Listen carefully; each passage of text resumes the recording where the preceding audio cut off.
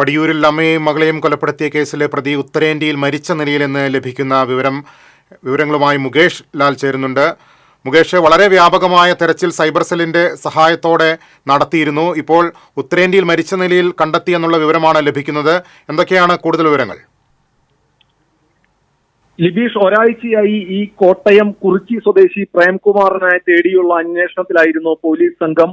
കഴിഞ്ഞ ബുധനാഴ്ചയാണ് പടിയൂർ പഞ്ചായത്ത് ഓഫീസിനടുത്ത് വാടകയ്ക്ക് താമസിക്കുന്ന കാറളം വെള്ളാനി സ്വദേശി കൈതവളപ്പിൽ മണിയും മകൾ രേഖയും കൊല്ലപ്പെട്ടത്. 74 വയസ്സുള്ള മണിയെയും മകൾ രേഖയെയും കഴുത്ത് ഞെരിച്ച് കൊലപ്പെടുത്തിയ നിലയിലായിരുന്നു. പിന്നീട് പോലീസിന്റെ അന്വേഷണത്തിലാണ് ഇത് കൊലപാതകമാണെന്ന് തിരിച്ചറിഞ്ഞത്.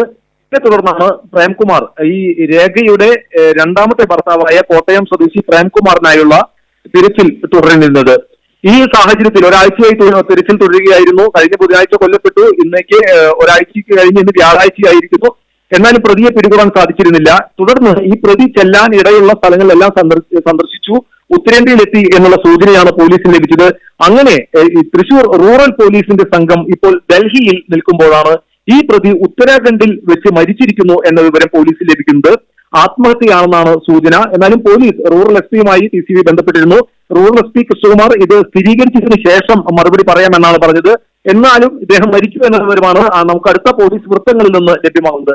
ഡൽഹിയിലുള്ള പോലീസ് സംഘം ഇപ്പോൾ ഉത്തരാഖണ്ഡിലേക്ക് തിരിച്ചിരിക്കുകയാണ്. ഈ കൊലപാതകം നടന്നതിന് ശേഷം പല ഗ്രൂപ്പുകളിലായി തിരിഞ്ഞാണ് തൃശൂർ റൂറൽ പോലീസ് ഈ അന്വേഷണം പുരോഗമിച്ചുകൊണ്ടിരുന്നത്. ഹിന്ദി, ഇംഗ്ലീഷ്, മലയാളത്തിന് പുറമെ ഹിന്ദി, ഇംഗ്ലീഷ്, തമിഴ് തുടങ്ങിയ ഭാഷകൾ കൈകാര്യം ചെയ്യുന്ന പ്രേംകുമാർ സ്വന്തമായി ഫോൺ ഉപയോഗിക്കുന്ന കൂട്ടത്തിലായിരുന്നില്ല.